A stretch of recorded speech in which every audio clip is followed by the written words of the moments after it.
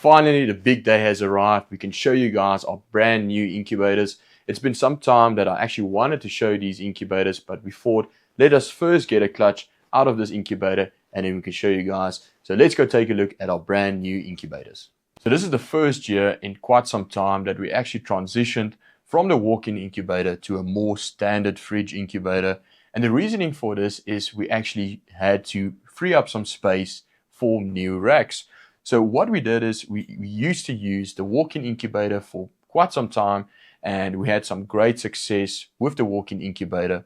But over the last year, I've decided actually to transition into the standard fridge incubators. And these are actually custom incubators that we got from China. And so far, I'm really happy with the results of the incubator. We've hatched out a few clutches from it, and so far, so good.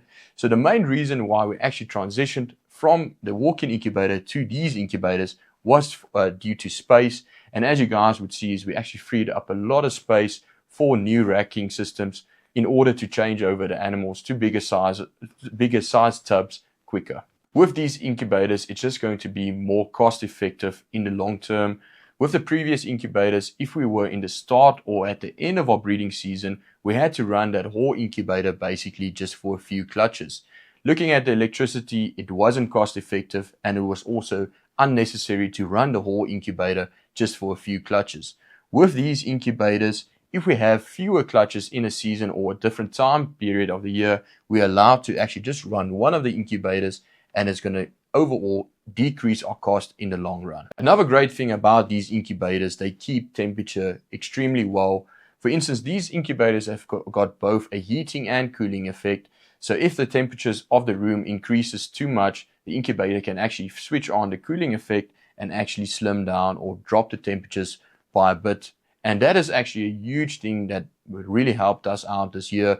Last year we had a terrible season, or not a terrible season, but we lost a lot of eggs in our incubator due to constant temperature fluctuations. With these incubators, it's somewhat quite really stable. The difference between the top and the bottom level is 0.3 Celsius. So it's a really small variance that they've got. And so far, the temperatures are constant. So we're really happy with these incubators. They're more space efficient. They're better in electricity. And over the long run, it's just going to be more effective and efficient for our collection because we don't really need to have a huge walk-in incubator. And these are going to be perfect. Okay, guys, so let's take a look in the incubator itself. So as you guys can see, it's quite a large incubator. We're actually able to keep up to 40 clutches in this incubator at a time. And as you guys will see, is what I love about this incubator. You can actually pull out the trays or the levels of the incubator itself, making it easier to get to the clutches and to see if there's actually any eggs going bad. And then in the incubator itself, we've got a few like different thermometers, which we just track the temperatures. We've also got a Wi-Fi sensor, which helps us to remotely track the temperatures. And of course, then it's got its thermostat itself and with a on and off light switch as well. So really a nice incubator because everything is so easily accessible. And like I said, so far, we're really happy with the results. So this is one of the clutches we actually cut the other day. And this is from a chocolate bongo head clown female. And she was bred to a pastel leopard ultramall clown head for hypo. And as you guys can see, we've got 3 beautiful babies out of the egg here. This looks to be a bongo clown head for ultramall, could be also chocolate in the mix. Such an awesome feeling seeing them just right out of the egg. As you guys can see, is really interactive and really just a lively animal. And here we've got some chocolate leopard clown, which is head for ultramall as well. And it looks like we've got a pastel leopard, chocolate clown, head ultramall. And we've got 2 babies still in the egg. That looks like a bongo clown. And that looks like a pastel leopard chocolate double head for ultramall clown. So with these babies, because they're already out of the egg, we're going to take these 3 babies out now. Just going to put them back in the incubator. And then for the exciting part, guys, we're actually going to cut a clutch today. This is our first clutch on YouTube for 2025. So let's go see if we get good odds. We are super excited just to announce that we just launched our Patreon page. We're going to have some great behind the scenes footage and some major savings on animals. Click the link down below. Okay guys, so this is clutch number 19 of the season. And this female is a pastel leopard super fire, and she's either a puzzle or head puzzle. We did prove her out to be last year a head puzzle at the farm minimum. And this year we bred her to a visual puzzle, so she was bred to an OD puzzle double head for hyper ultramall. So if we get everything puzzle in the clutch, then we know the female is a visual puzzle. If we get a few heads in the clutch, then we know she's a head puzzle. So let's see what we can get. And these eggs on day 57, our incubators are set to a bit cooler degrees, so our clutches tend to hatch a bit later. But let's see what we get here.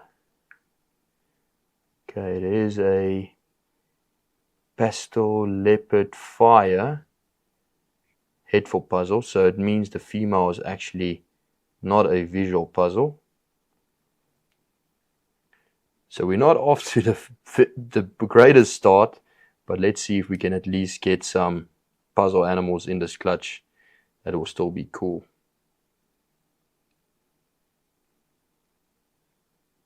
Okay, there's a puzzle. I can actually see it from the eye stripe there, that the eye stripe is completely removed. So this is an OD fire puzzle, which will be 50% head for ultramall and hypo. Real clean animal. So far at least we've got the one puzzle, and we proved out the female so far. So all good, and let's see if we can get a few more puzzles in this clutch. Okay, there's another puzzle. That looks just like a fire puzzle actually. As you guys can see, is clearly the puzzle markings and the pattern on the side.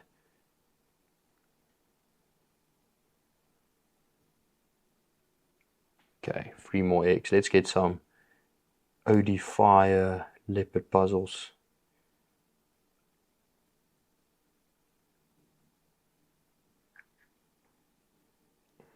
Okay, there's another OD fire puzzle.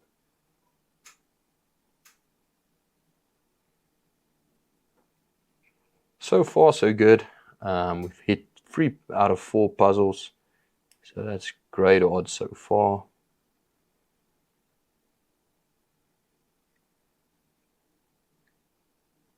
Okay, that's a pastel OD fire, so OD firefly head puzzle. Okay guys, let's get one more puzzle just to finish off this clutch.